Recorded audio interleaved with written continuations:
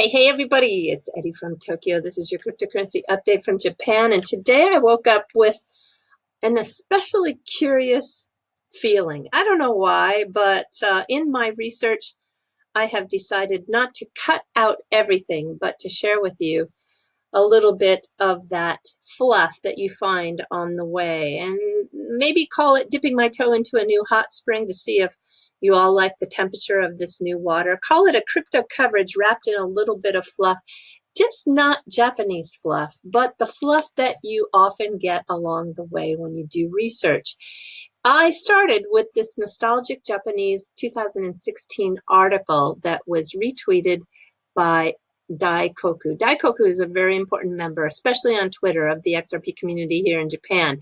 And in the article, it talks about Chris being influenced by the ugliness of the financial industry after his father got a mortgage loan, and it motivated him to make some changes. His first venture, eLoan, helped make it legal to access credit scores. Let me show you the actual article. It also had this photograph, which I don't ever remember seeing before. And with the experience, Chris worked with Congress to provide that disclosure. This led him to a second business called Prosper, and that's a business that allowed people to check their credit scores and make loans directly.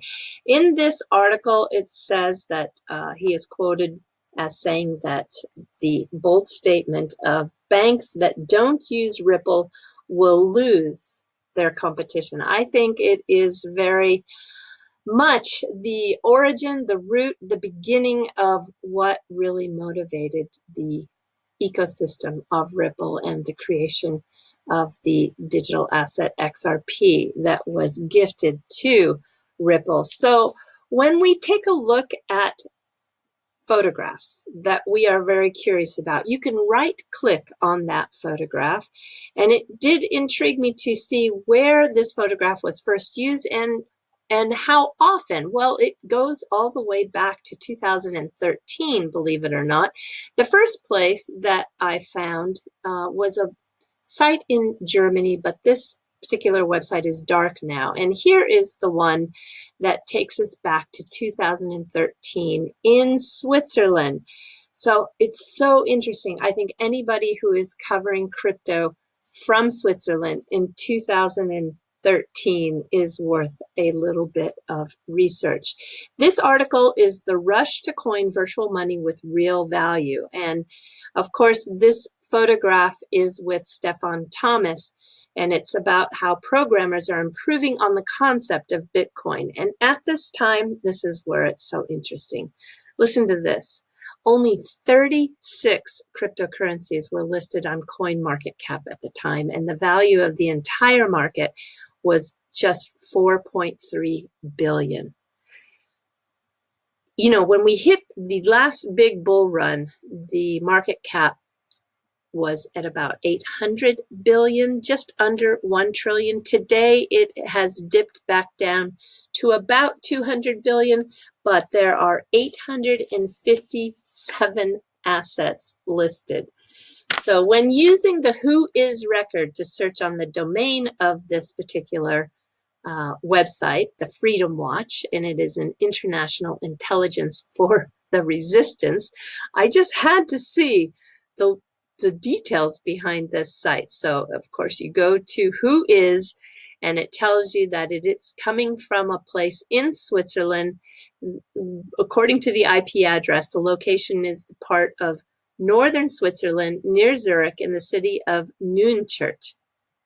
Nunchurch is dating back, well, according to the records, of being a town from 850. It was a gift to an abbey of the Benedictine monks. And the name of the town means new church. The population has a rather high number of foreign nationals, 14%.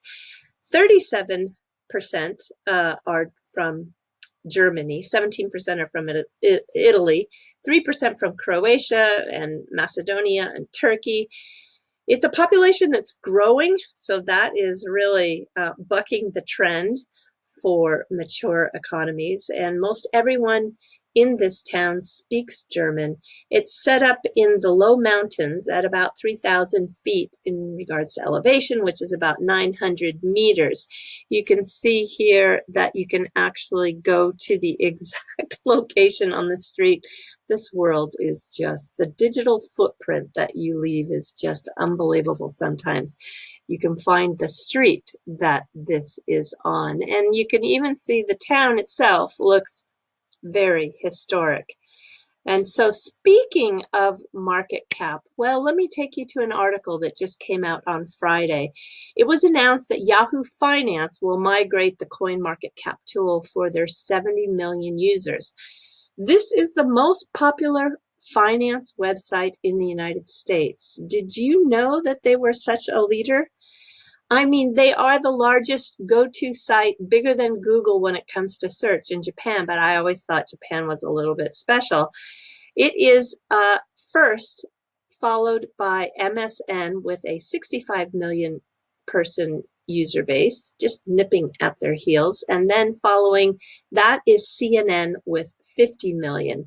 So this partnership is another step, definitely, towards mainstream adoption. Here is another bit of new news that came out. Did it surprise you? It did me. This is the Bakkt CEO, and she is possibly going to fill the seat in the Georgia Senate for 2020. This is Kelly Loeffler. Yeah, there's a special election that's going to happen in November 2020 because it's to replace the U.S. Senator Johnny Eskin, I think is how he says his last name. He's going to vacate his Senate seat on December 31st because of some health issues. If she wins, she will be the second woman in Georgia's history to serve in the U.S. Senate. She supported Mitt Romney in 2012. I'm sorry. She is actually considered, considered running in 2014. She's a Trump supporter, and of course, I think many of you know she's the co-owner of Atlanta's WNBA franchise. So I think, yeah, this is going to be a story that keeps popping up, and it did so even in the Atlanta news when the Georgia governor met with Trump in a secretive trip over the Senate pick. So I guess the Georgia governor is trying to sell his pick of Kelly to President Trump. All right, I'm back in Japan now. Japan continues to push this cashless society. The big push began in August with giving discounts of 5% if you use a mobile app that has a QR code. There are many to choose from in Japan. On Friday, they have increased the discount campaign by 300 billion yen, and that is, of course, paid to the participating stores, and it will continue now through June 2020. This has been a 700 billion yen budget coming from the government, which is wrapping up a number of stores. It currently has 860,000 stores that participate, and that is expected to reach 1.3 million stores by December. So I am really curious to see how cashless Japan can actually go, because it's one of the least cashless in the world. One of a cashless way to monetize people is the musicians. Yeah, I'm talking about the Song Store again, because it is a project by Craig DeWitt of Ripple, and he's been asking for everybody's support. This is whereby the music is paid in XRP. Craig tweeted again today that the beta should be ready for upload this weekend, and he needs some music pioneers. Of course, I thought, here is Craig. Craig is one of the most approachable guys at Ripple, I'm telling you. If you DM him, I think you'll get a response, because he's very communicative, and I think he was the first person at Ripple that I ever communicated with. And I have just always been very supportive of him, because I think he truly is one of those driving examples of the adoption of XRP in the ways outside of just cross-border remittances. Okay, so who did I think of? Of course, I thought of Kick Boy Triple. He is my mentor to stay relevant in modern day English. And it is English that I often share with my students in Japan when I am on immersion English camps.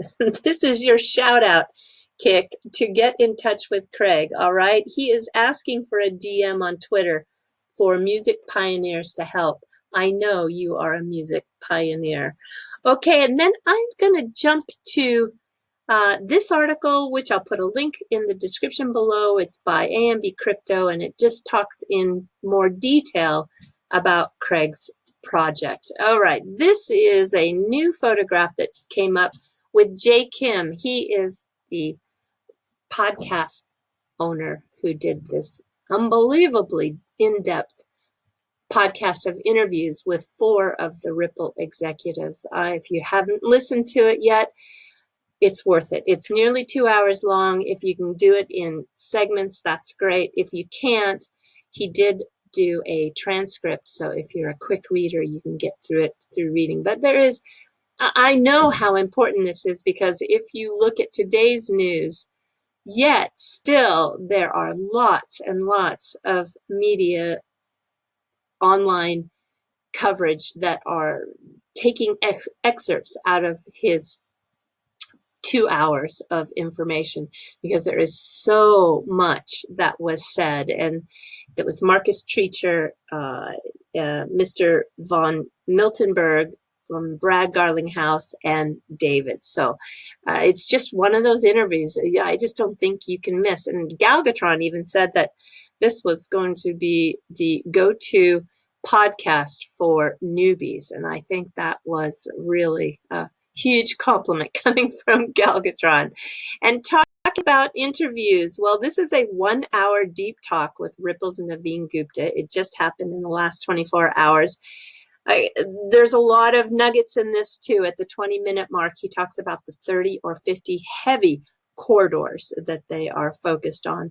They're going to incorporate the interledger protocol as a protocol that is used as a standard, and the initial use case is slow. That's to be expected. It's just really a push to change this whole legacy system, but it's taking off, and the impact will be significant, Mr. Gupta says. Ripple is thinking about 5 years out, and they are doing it in a way that is a real solution. When he was asked about the tipping point, yeah, they talk about this flywheel, and that you need the wow experience first, and then you bring in the supply. And how do you conquer this? Well, they have divided the world. They, being Ripple, have divided the world up into little small circles within the big circle, so they can lift supply and demand together, and the flywheel effect begins to happen. So he was also asked, this guy asked a lot of really good questions. How mature is the use of XRP, and how long will it take to scale? And what about the volume? And there is a natural tipping point, right? When do you see this happening? Well, and also asked, does Ripple have metrics? I just loved his questions. So like pushing a rock up the hill, Mr. Gupta said that they think it's soon that it will happen. All the metrics that directionally are pointed in the right way are there, and they are moving closer and closer. Basically, let me tell you, everybody, the bottom line is the genie is out. And at the end of this really great interview, they had some technical difficulties. And I know how difficult it is to work with technology, because it's fragile. The connections are not always perfect, and the sync of video and speech are not always perfect. I just did an interview with Curtis, the CEO of BitTrue, and Sunny Liu, from the CEO of VeChain. And, I experienced that same sort of technical difficulty that is nobody's fault, except that it's just, we're still early in many ways for these types of streaming technologies to link in people from around the world. Anyway, this has a really good part about Mr. Gupta's meditation journey, because when he was in Hong Kong and his daughter was only 1 year old, he learned that by the response that his daughter gave him, he could see that he wasn't totally present, meaning that he was thinking about something he had to get done for work or what have you. And the kids are so sensitive to this, and they can tell when you are not 100% there. So he didn't want to live the rest of his life that way, and he got involved with an organization called the Art of Living, and he found a treasure box. And that now has led him to the belief that one should meditate at least 30 minutes every day, because we have so much stimulus around us that you can improve on your health, your mental state, and even just conversations that you have in a more meaningful way, that the meditation allows you to become a very powerful person when it comes to being in the now. So the technical problems at the end were kind of a blessing, because we got to hear a little bit more about his meditation journey. And now I'm going to jump into the fluff here in Japan, because there is my meditation journey is going to happen tonight in Marunouchi. I'm going to go see one of the illuminations, because it's just something you have to do when you're in Tokyo, and I want to enjoy all of the public spaces that have put on their best. But if you're looking for something more structured, then I would say that you go to a place in Aoyama called Medicha. Medicha just opened up in June, and it is a concept where you can enjoy the sweetness of doing nothing. It takes meditation, art, and Japanese tea all together. It is really a unique experience. You can book it like a spa, and the first step is you go into a room where you tune in. This is a minimalist space that has a unified white light, and it is a place that you can feel a tense body sensation through lighting productions that appeal to the eye.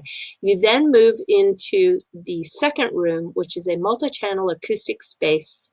Sound is scattered like a painting, and you can achieve that neutral mind. Encourage yourself with the lighting to make you feel the fluctuations of this immersive sound. And then you go into the third room, which is called Shift. And this is where you can slowly transition to an ideal state in a dome-shaped surrounded with neutral materials such as wood and bamboo. It is a place to release your tension and relax, and it incorporates scent. And then you go to align with a space that you get back to your daily life, and it's a tea room, and it has a calm atmosphere, pesticide-free teas, and according to the weather and season, it varies on what they prepare. So you can choose your own teaware. They have all the teacups out, so you choose what you want to make your own tea with, and enjoy a cup of tea for yourself with a tea that's been selected by the season. So how interesting is that, huh? Medicha. Definitely try it when you're in Tokyo.